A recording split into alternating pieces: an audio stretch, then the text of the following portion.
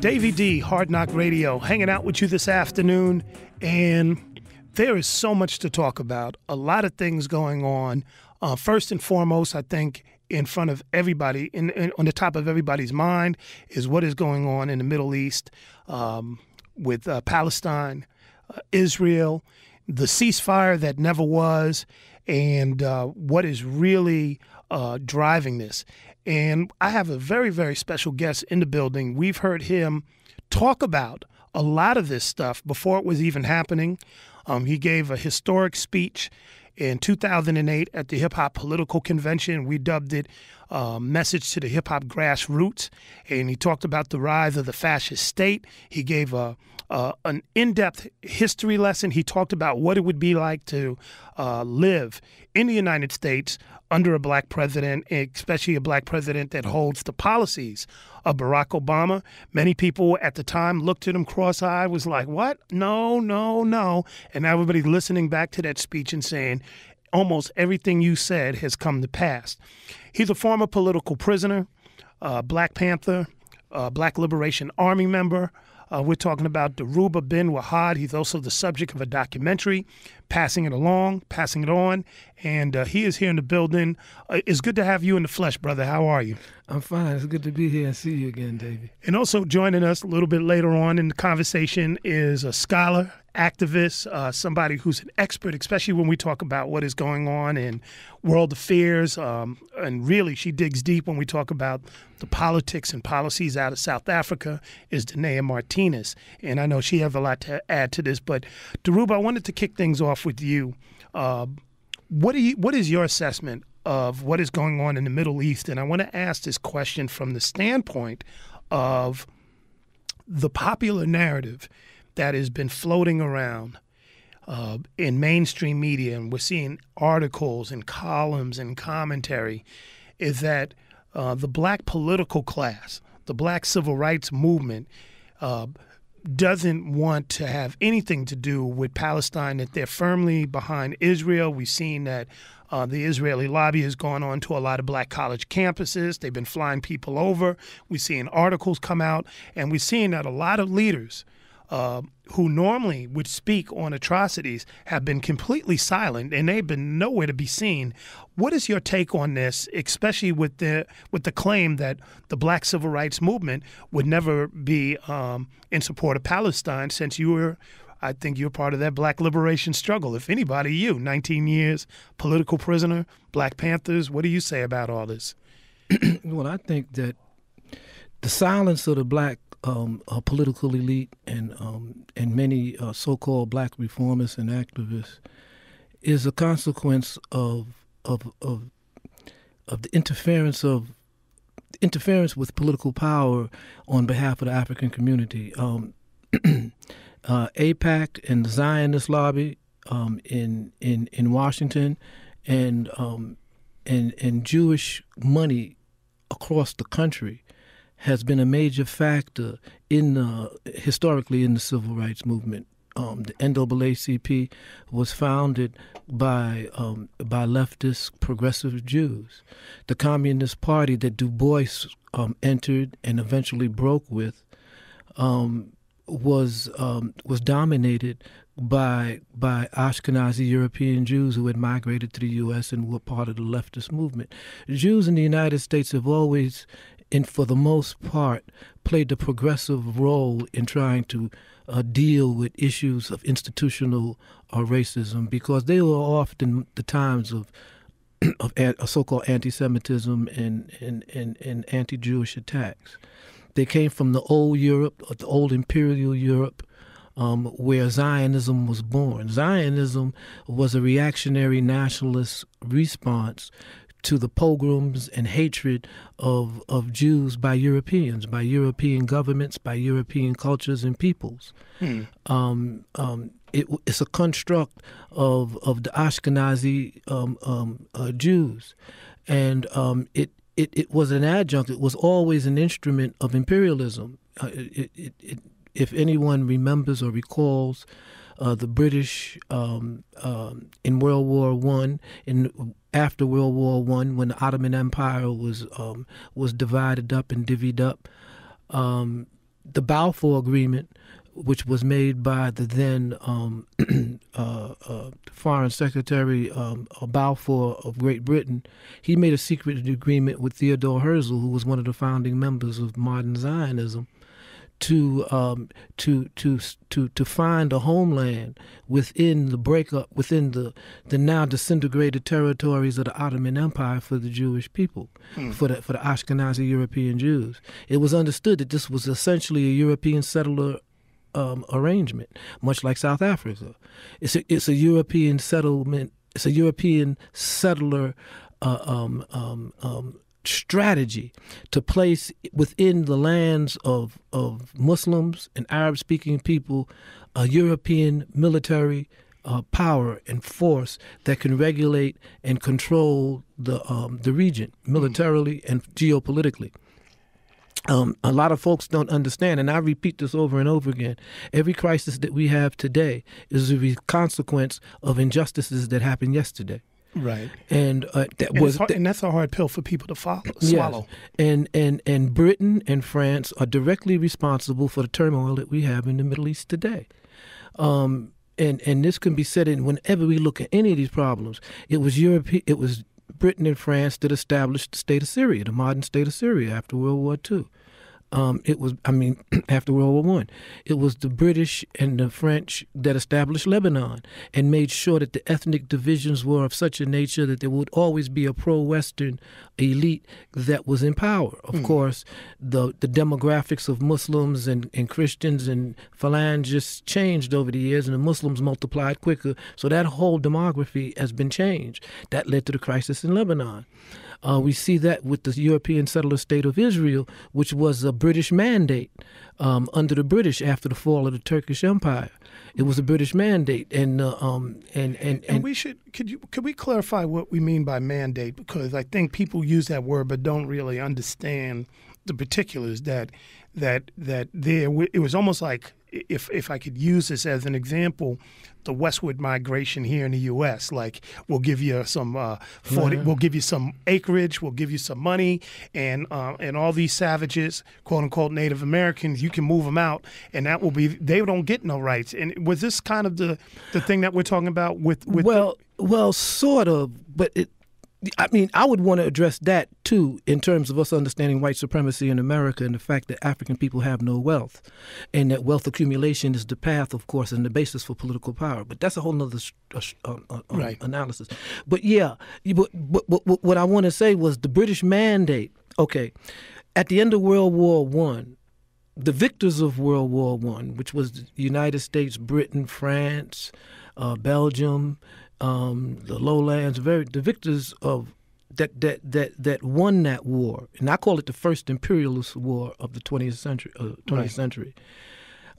They won that war against the Central Powers, which were consisted of Germany, Austria, Hungary, the Balkans. Much of what we know today is Lithuania. All of these, they were on the side, and the Turks, they were on the losing side. And the Turkish Ottoman Empire spanned the entire Mediterranean for over 500 years. In fact, the Turkish Empire extended to the very gates of Vienna.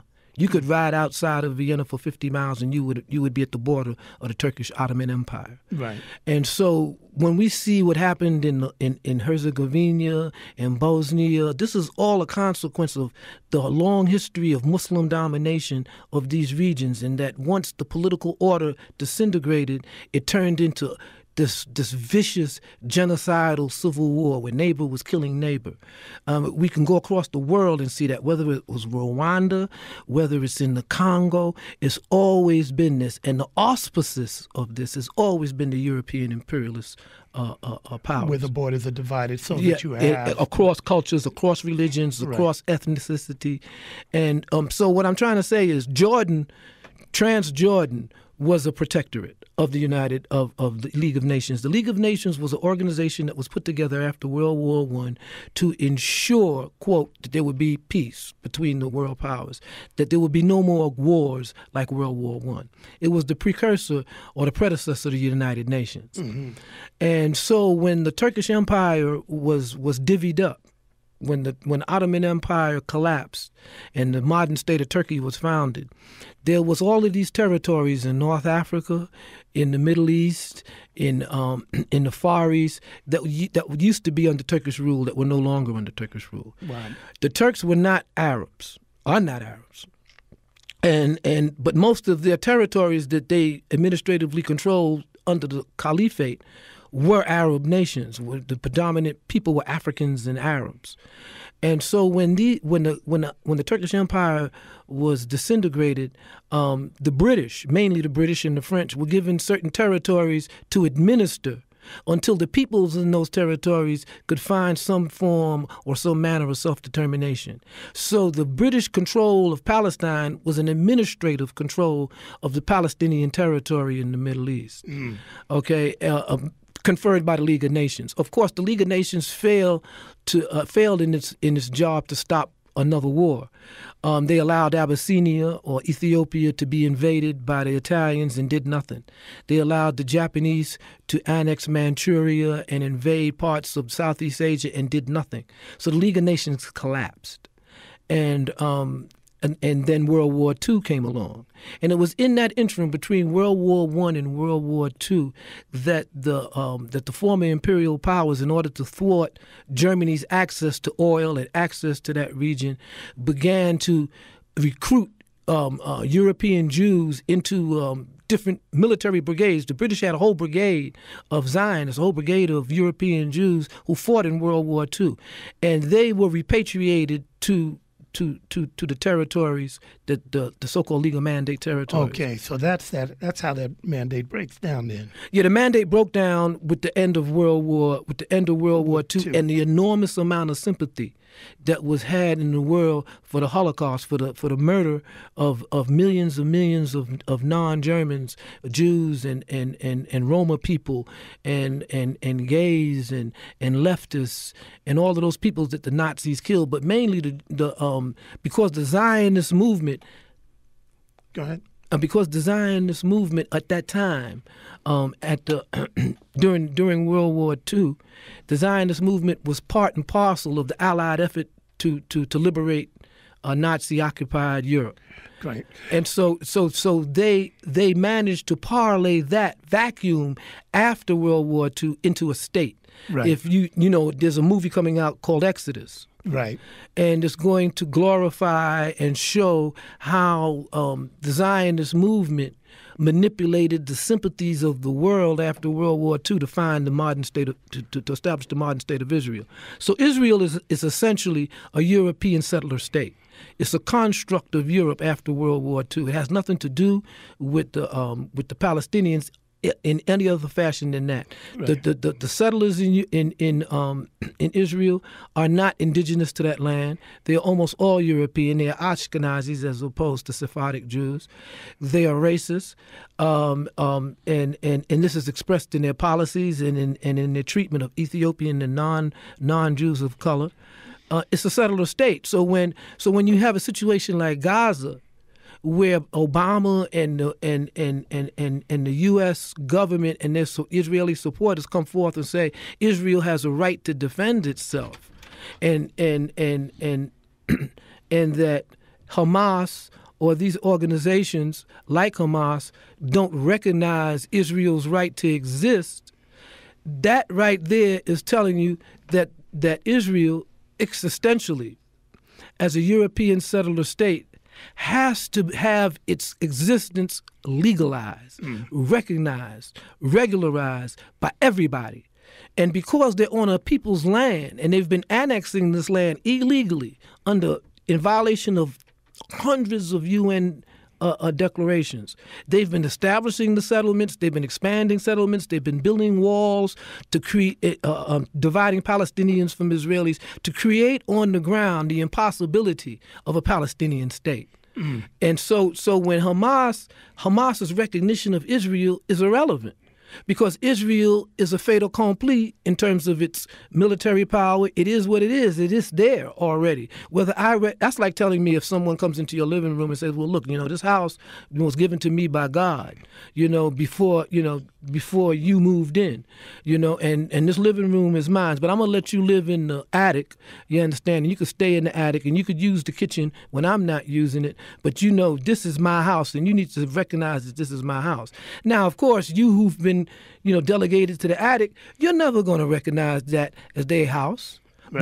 But now, if they got all the power and the strength, and there's nothing you physically can do about it, you have to recognize the fact it's that they're there. You can't deny. Okay, so it's a false notion that the Palestinians have to recognize Israel's right to exist, and that if they don't recognize Israel's right to exist, then therefore they're a terrorist organization, and Israel has a right to defend itself. No settler state has a right to defend stolen territory.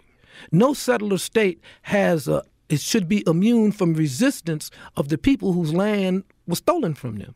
So the whole paradigm of the dialogue has been twisted so that we in the West, who support Israel to the tune of billions of dollars a year in military aid, in economic aid, are believing that we're supporting a democracy of people just like us in a region where people are trying to take women back to the 12th century, and these are some crazy terrorists who don't want to live in peace. That's not the dialogue at all. And we need to understand that even if a ceasefire was to morph into a longer peace negotiation, we're going to revisit the same contradiction probably in the next few months, if not in the next year or so. And that African Americans have been, siding with the Zionists. We see them actually saying that. We've seen these articles coming out, and there's heavy recruitment going on black college campuses by AIPAC and others to bring students alongside to make these claims. We just had Ziggy Marley say, I'm going to Israel, this is my homeland, and yada, yada, yada. He's siding with the Zionists. We've seen Alicia Keys pop over. We've seen complete silence from people who've been speaking out on everything except this.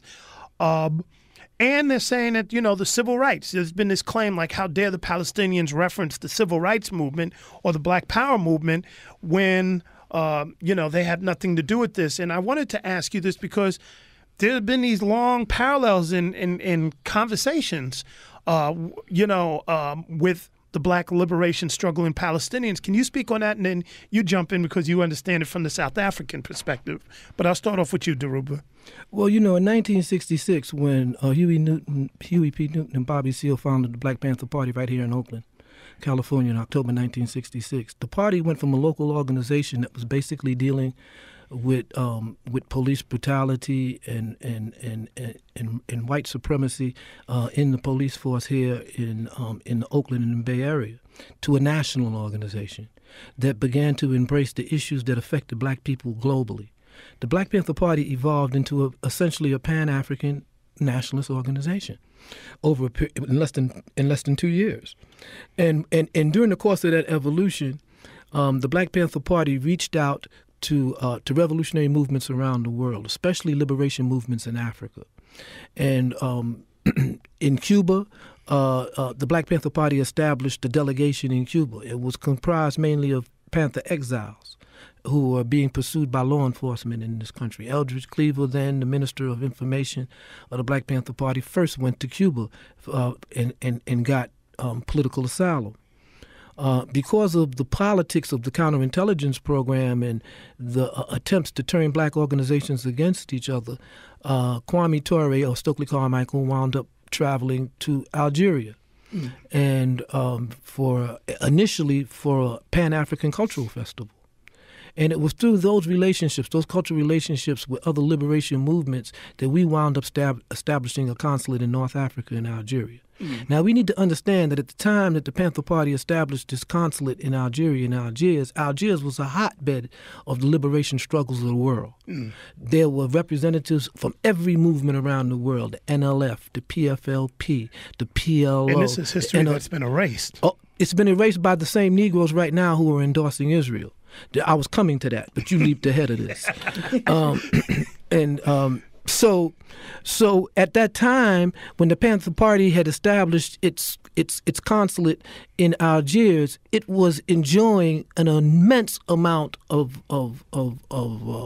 goodwill, and it established concrete relationships with the ANC, the PAC, the PAIGC, Frelimo, the Congolese Liberation Forces, the FLN, and as I stated over again, the Palestinians. And this led to an ongoing relationship. So in 68, myself in New York, I was one of the cadre, one of the Panthers who was in charge of the liaison with the Palestinian contingent at the United Nations here. The Panther Party had a concrete relationship with the Palestinian Wait a second. Can liberation you just say struggle. this slowly, because now we need to hear this real clear. This is for all these folks that have been walking around saying, "How dare the Palestinians?" Blah blah blah. Right? Can you repeat what you're just saying, because we need to know this history? Well, this relationship. That's what I was going to say. This relationship with the PLO, with the PFLP. You understand? This is when the United States did not recognize the PLO or the PFLP or the Palestinians as a legitimate liberation movements. They didn't recognize them.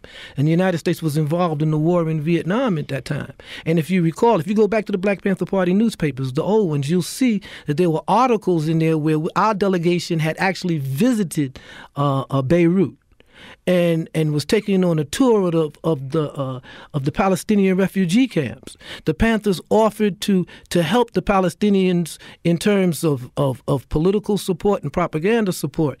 In fact, in Palestine, there arose the Black Panther movement in Palestine amongst the Palestinians who were emulating the Black Panther Party in the United States, because they felt that the PLO and the PFLP were not militant enough. Okay, and the same is true when we look at across the board at a lot of other movements. When we talk about the ANC in South Africa, when we talk about Tambo and Becky, these were all people who came through Algiers, who had residences in Algiers, who were meeting on a daily and a regular basis with the Panther Party. In fact, the Algerian government used to use the Black Panther Party's delegation in Algiers to meet and greet and host people from the African diaspora from Europe and the United States. The Panther delegation was one of the few movements in Algeria that could openly carry arms in the security in the security apparatus. So we've always had a relationship, an international relationship with liberation movements, and especially with, like I said, the Palestinians and with the North Koreans and with the NLF. If you go back to the old documents in the Panther paper, you'll see that the FBI was worried about how Huey Newton had offered to send troops, offered to send cadre to help fight with the NLF against the U.S. forces that were occupying South Vietnam at that time. And they were very concerned about that. They were very concerned about the interaction between the Black Panther Party and the Palestinian Front for the Liberation of Palestine under George Habash. So we've always had an international relationship with the liberation movements in Africa and in Asia and in the Middle East. And this always troubled the U.S. government, and especially troubled them when Martin Luther King came out and condemned the war in Vietnam and started to identify U.S. imperialism and U.S. actions abroad as the major purveyor of violence in the world. Now, you got to remember there's a history here. It was the United States that overthrew the first democratically elected government in Iran that they're talking about now should be embargoed. It was the United States that sent the battleship Iowa off the coast of Lebanon and bombarded the Shuf Mountains in support of the Phalangist attempt to neutralize Yasser Arafat and the PLO in Lebanon. They believed that Lebanon had become a Palestinian state. The Israelis invaded Lebanon in order to kick out the PLO. The PLO went in exile to where? They went in exile to Tunisia, to North Africa. Okay, so when we look at the destabilization of North Africa recently, Gaddafi, all of these incidents, all of these things have been connected in U.S. policy for years. We know that the same Negroes in Atlanta, they're sitting right down there now in Atlanta, who are silent on Zionism. Some of them Negroes were in the Carter administration, like Andrew Young, and were fired from their position because they sought reconciliation with the Palestinian people and the Palestinian issue. The Jews in AIPAC made sure that Carter fired his Secretary of State, which was Andrew Young at that time, for meeting secretly and without his authorization with PLO representatives. Okay, right. So there's a history of African people in the United States supporting the rights of the Palestinians to self-determination and opposing the European settler state of Israel. And the United States government in its COINTELPRO operations saw that. They had a whole operation called Operation Jaime or something, some racist name, in which they sent letters around to Jewish organizations saying that the Black Panther Party the Black Panthers were anti-Semites, they were Nazis, and that they were that liberal Jews were supporting them.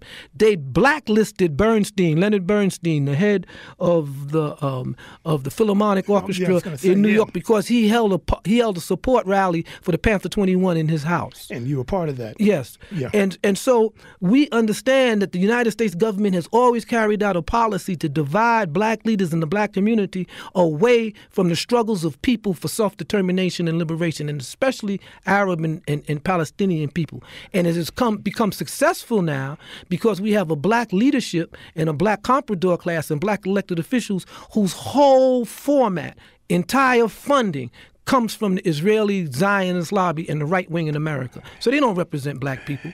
We've been talking to Dhoruba Bin Wahaad. He's going to be speaking tonight at 2231 San Pablo Avenue, starting at 6 o'clock at a place called Quilombo, and that is the old holdout.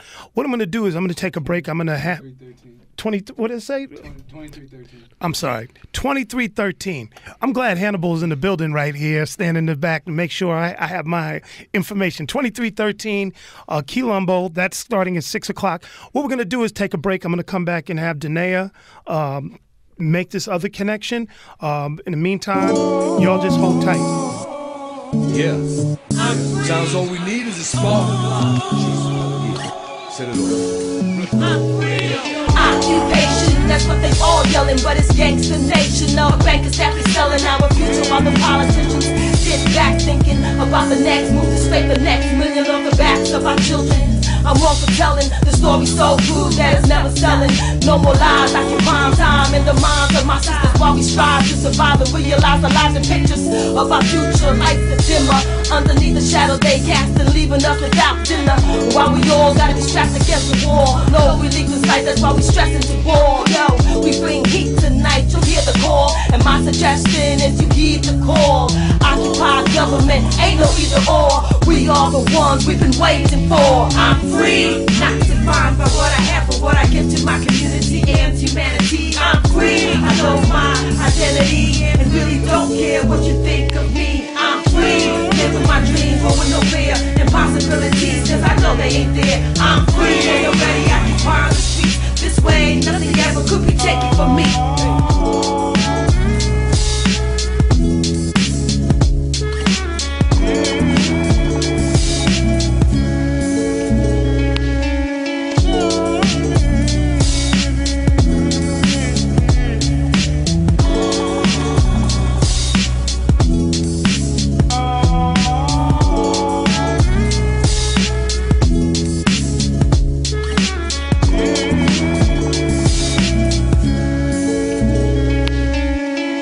Davey, Hard Knock Radio. If you're just tuning in, we've been talking with former political prisoner, freedom fighter, Dhoruba Bin Wahaad. You know him from the Panther 21. You know him from his documentary, Passing It Along.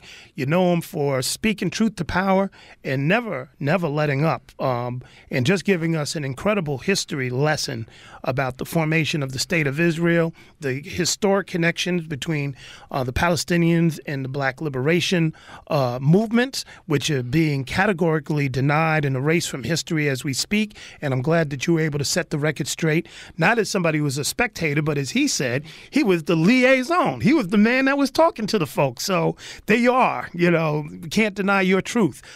Danea, I wanted to bring you in because, you know, South Africa, you live there. This is your area of expertise, and we know the long relationship that former President Nelson Mandela had with them. But I wanted to bring this up because a lot of times we hear people say, well, what have they ever done for black people? What have the Palestinians ever done? Why are we helping them all the time?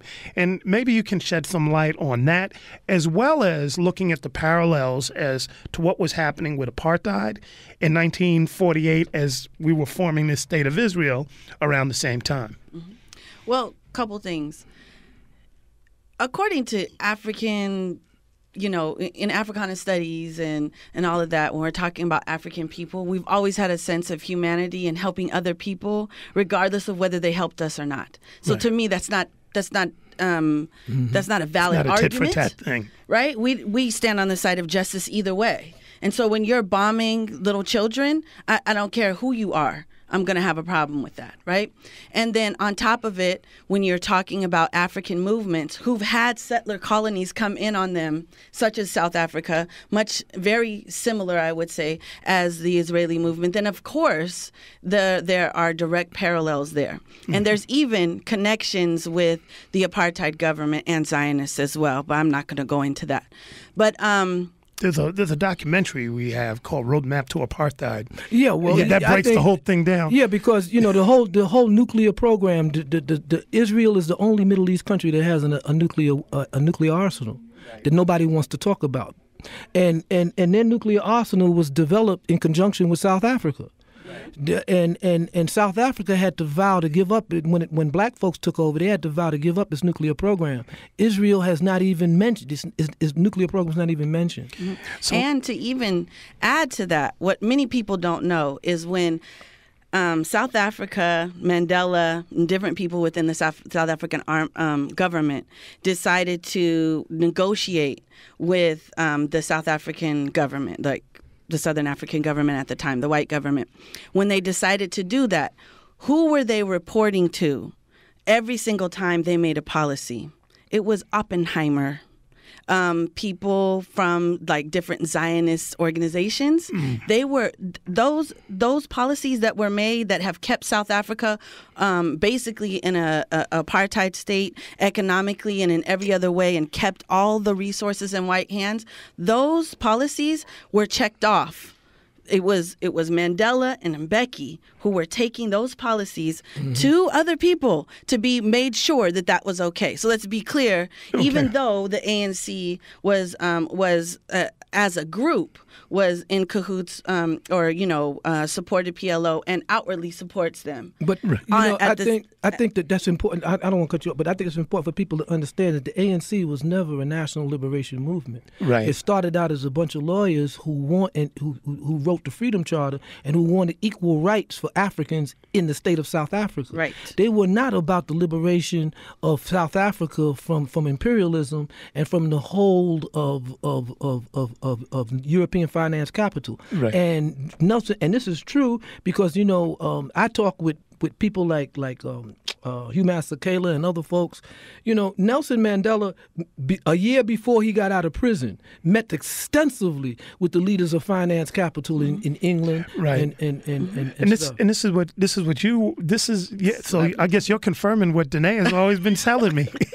She pulled me to the side and said, he's been, so can you finish breaking some of this down? Well, yeah, I think just to lead off on that as well, people don't know that Mandela was put into a different, I don't even know if you want to call it a prison, but a 2-bedroom house with a cook and a pool before he was released. And at which time, many people were coming to visit him, including the World Bank, including Finance Capital, right? And what the Mandela movie doesn't show is if you remember that scene in the Mandela movie where he's sitting down and he's talking to them and he says, "I will give up nothing." That's not true, and he says it in his own words. That's right? He says he actually said, "I basically give up.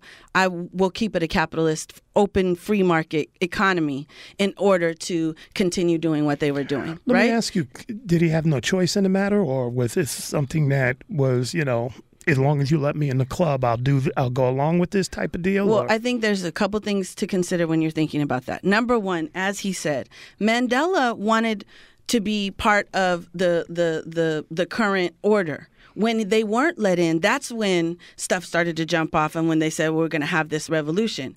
The people, now Mandela was in prison for 25 years, right? A lot of stuff happened in South Africa while he's in there and while the rest of the ANC leadership is in exile. And at that time, in the 80s, people got more radical. And even the South African Freedom Charter is not the most radical one. Actually, the program of action was even more radical and is the reason why the PAC broke off, right? Because they wanted to say South Africa is for everybody. And PAC was like, well, no, Africa's for the Africans, right? And so he was never really what some would call, I would say, somebody who wanted to take back stolen land or a revolutionary in the first place, okay? But when he couldn't get what he wanted, that's when he became radical and goes into those types of things. Now, one thing I would say is, can a prisoner negotiate for a whole country? I don't think you have the power to do that. Right. And me being, even a human, and I'm in prison, right? They're taking him out on visits to see the ocean. They've isolated him from the other people in his government who actually, or in his organization, who actually did not support him negotiating. And the linchpin, which Mandela says himself in his own book, he asked for the negotiation, not them, right? And so he asked for those negotiations. So, but on the other hand, he was a prisoner, and I don't want to disrespect that in any way. I'm glad you're giving this history lesson. I think what stands out for a lot of people is the famous town hall meeting with Nelson Mandela in New York City on the stage, Madison Square Garden, I think it might have been, with Ted Koppel, one of the people from Nightline, and is talking. And they're asking him about his relationship with Castro, his relationship with Arafat and the Palestinians. And that's where he makes the famous statement, these people supported us. Right. You know, these are our friends. There's no way we will turn our back on it. And that's where people make that connection like, these folks had his back. So can we get some historical accuracy about how that relationship pans out? Because you're giving us the backstory, that doesn't show up on TV. Well, Dhoruba speaking here. Let me say this. This is something that a lot of folks don't understand, that in the broader sense of the issues here, whether it's South Africa, whether it's the Congo, whether it's North Africa, in the broader sense of this issue here, the decolonization of Africa, the struggles for Africa's decolonization occurred within the context of the so-called Cold War. And the Cold War was the overarching factor in all of this. It sidetracked the liberation process in most of the African countries. The liberation movements that came to power had to deal with the realities of the Cold War and Cold War politics. So most of the liberation movements in Africa were supported by the Soviet Union and China and the enemies of Western imperialism and capitalism. Now, we have to understand that the Cold War was a false dichotomy.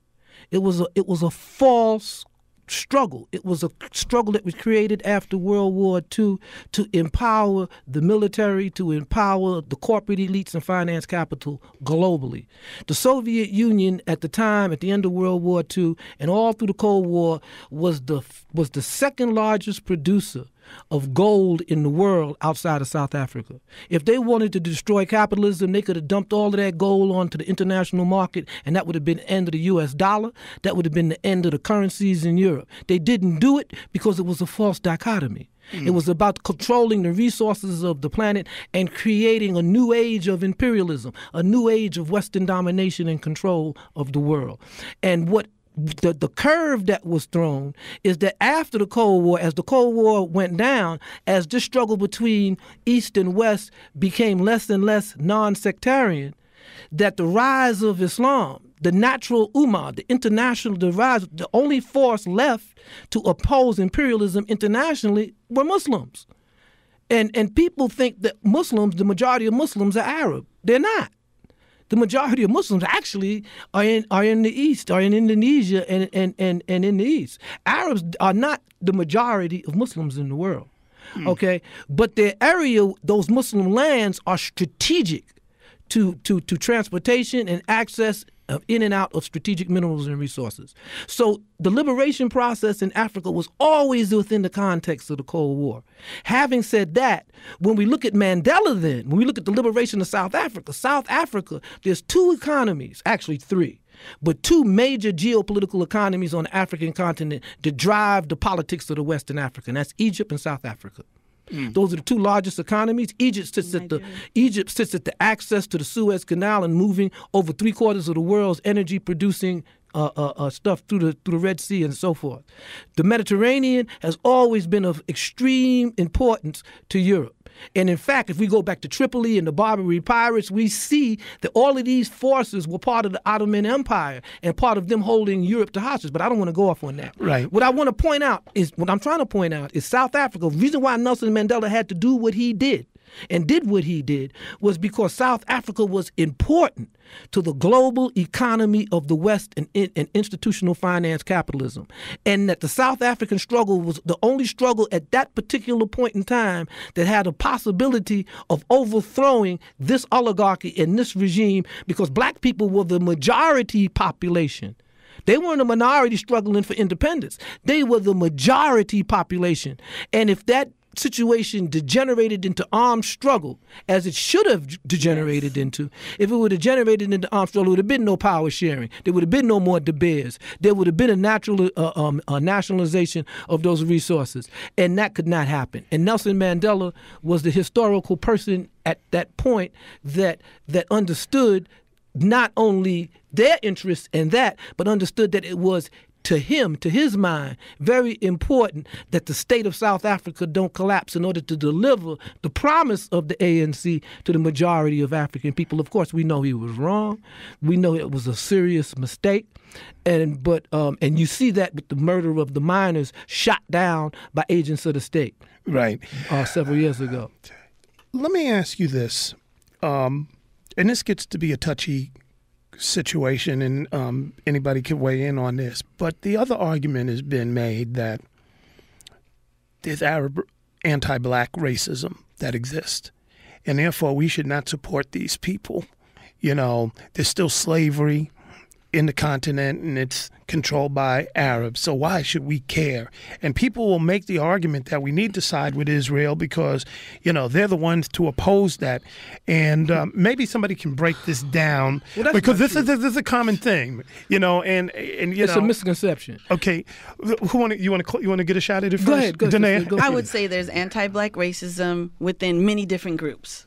That doesn't mean that we let Palestinian children get bombed. I don't care. Right, and we've always had a sense of social justice, of standing for people and social justice. So even if, and we know that anti-black racism, because of settlers, exists everywhere. Right, it exists everywhere. You don't get away from it. Right. So I just think that's an erroneous argument, but I'll defer to him. Okay. Let me say this, and this again goes back into historical context. At the end of World War II, the former imperial powers of France, Britain, Italy, and all, they lost their colonies. Mm-hmm. So they went back to these territories and tried to reassert their colonies and try to reassert their dominance. That's how we got sucked into Vietnam with the French. The French tried to reestablish their power in Southeast Asia. Couldn't happen. Okay? Everybody tried to, the British tried to reestablish themselves in Nigeria and in Ghana, and then we know the end result was Ghanaian independence, the struggles in South. Okay. With the Arabs of North Africa, the history of imperialism in that region has always came up against the empires of Islam. It was the empires of Islam from the very early days of the last crusade that kept European influence and power at bay in North Africa, that stopped them from infiltrating into cultures and regions and taking them over the same way they did in sub-Saharan Africa. Okay? Now, it's very important to understand this, because what arose out of this struggle and out of the struggle against the Turks and at the end of World War II, you know, we all know about Lawrence of Arabia and all that stuff. What arose out of this was a distinct Arab nationalism. anti-imperial Arab nationalism. And one of the foremost leaders of this movement were people like Ben Bella and Nasser and these different individuals. And they overthrew the imperialist stooges who were in their country. These were princes and these knuckleheads that they had that was serving at the behest of the British and the French and the Italians. They overthrew them and they established these pan-Arab regimes. These pan-Arab regimes were not anti-black or anti-African. They were anti-imperialists. They were anti-European. Okay. In fact, Nasser was one of the biggest allies of Kwame Nkrumah, Nyerere, Modibo. He was one, Ben Bella. These were all founding members of the non-aligned movement. Okay, so originally Pan-Arabism was anti-racist. It was anti-European. What happened in the process with the annexation of Lebanon, with the overthrow of Nasser, with what we've seen happen in the 1950s and 1960s with the installation of these autocratic regimes that will get on the payroll with the British and the Italians. We know all about that. What happened is that Pan-Arabism, which was supposed to be a bulwark against European imperialism, was turned in on itself against black people, against Africans, against non-Muslims. It was turned in on itself by these same elites. Okay, so what we see today is a response from us who have a history of both the European slave trade and the Arab slave trade. We tend to equate and lump them both together. They both were fundamentally different. It's not to say a slave is a slave, but when we look at sex trafficking today, when we look at slavery today, we don't say sex trafficking is part of capitalism. We say that sex trafficking is a crime committed by criminals, as if it occurs in a vacuum. But without modern capitalism, you wouldn't have sex trafficking. Without modern capitalism, you wouldn't have modern slavery. But nobody attaches this to capitalism. So, but what we see here and happens in Africa is black folks here in the United States who believe that skin color determines everything. You understand, are baffled when they go to Africa and they see black oppressors of black people. The Tuaregs of Northern Africa and Mali, who initiated the rebellion in Mali, they're Muslims and they're blacker than me and you. Right. And they speak Arabic. And a lot of people don't know that. Okay, the Janjaweed who were murdering Africans in the Sudan and who were the agents of these Arab potentates, they were blacker than me and you. Okay, so people think that this is the case. It's not the case. The case is that you have black enemies of black people, that you have black exploiters of black people, the same way you have Arab exploiters of Arab people. And white supremacy and its agents and its allies play on that. So when we turn around and we say, well, why should we support these Arabs? They don't like us. Yeah, I know. I traveled through Egypt. I traveled through Tunisia. I know how racist them Arabs are. But when you step up in their grill and they realize you're from the South Bronx, they understand that there's a limit to that crap. Okay? It's your attitude. It's the way you deal with them. They have been accustomed to dealing with African people who were powerless. They've been accustomed to dealing with Africa that was supine in the face of imperialism. Okay? So we are dealing with a historical situation on the ground that has more to do with the history of those regions than it does with us in the diaspora and our relationship to white supremacy. We understand white supremacy completely different. We understand white supremacy from the position of the former slave. They understand white supremacy from the position of the former colonized. The colonial mentality and the slave mentality, although similar, are very different. And if you read Fanon, if you reread Fanon, you would see that there's a very serious difference between being a chattel slave and not knowing your history, and knowing your history and having your language and living on the land and having absolutely no power. Dhoruba Bin Wahaad, man, giving us a serious history lesson. We're going to have to get ready to close out, and I have like 50 other questions to ask you and Danea. I appreciate you coming in and adding to this conversation. As we close out, any last comments, for people listening, for people watching on this topic that we've been talking about that we should take away? I mean, I think the first thing to take away from listening to Brother Dhoruba is, you need to know your history in order to even have a real analysis of what we're talking about, right? And that's what consistently gets left out within global media and even now on social media to a certain extent, right? That's the number one thing I think. So we're caught up in symbolism. Right, and we're caught up in just, the top 5 reasons. Yeah. Top 5 reasons, blah, blah, blah, blah, blah, right? That's number one.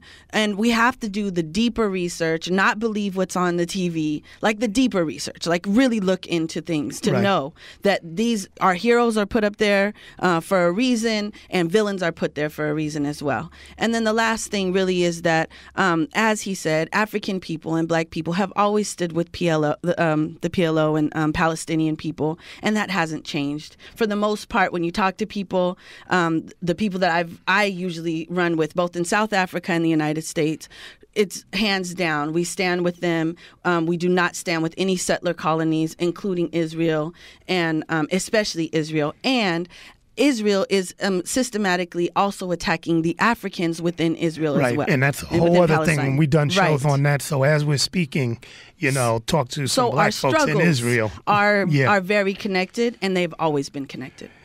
Dhoruba Bin Wahaad, man, history that we need to have. We appreciate you coming in. Any last comments that you want to leave with us, as we have less than a minute? Well, like I said to you on the phone, our major struggle right now is with our own leadership, is with Black elected officials who find it more important to get funding and money and support from forces that are hostile to us. And we see that over and over again. We see Bloomberg, former mayor, fly to Israel in support of Israel. Do you think Martin Luther King would have been silent with women and children being murdered in the streets and by Israeli bombs and tanks? No, there is a moral crisis amongst Black leadership. They're punks, they're cowards, they're opportunists, they're illiterate historically, and they're arrogant. And the most devastating or dangerous or pernicious thing is an arrogant, ignorant MF. Okay, so what we have to really do is we have to challenge our leaders to represent our interests. Our interest is in the Palestinians being getting justice. Our interest is in people of color being treated with dignity and humanity. And finally, I just want to say, if you think there's no relationship between what's happening in Palestine and Black folks being killed in the streets by the NYPD. Take this into consideration. The NYPD, the New York City Police Department, has a liaison office in Tel Aviv. Yes, they do. And they have an open liaison, and it's got NYPD in there. They have an open liaison office in Tel Aviv. And as we speak right now, there's over 2,000 American citizens fighting in the Israeli Defense Force, killing Palestinians. These are 2,000 Americans, your neighbors, your people. Some of them are cops that took leaves of absence to join the Israeli police force to kill Palestinians. Now, when them knuckleheads come back here and kill your son, or when them SWAT teams rush in and murder your grandmother by accident, what are you going to say? There's no connection between the military police state of the United States and the military settler state of Israel. There's no connection whatsoever. Then the chickens had came home to roost, like Malcolm would say. Dhoruba Bin Wahaad, breaking it down. Danea Martinez, scholar, activist. We appreciate y'all coming in. We're gonna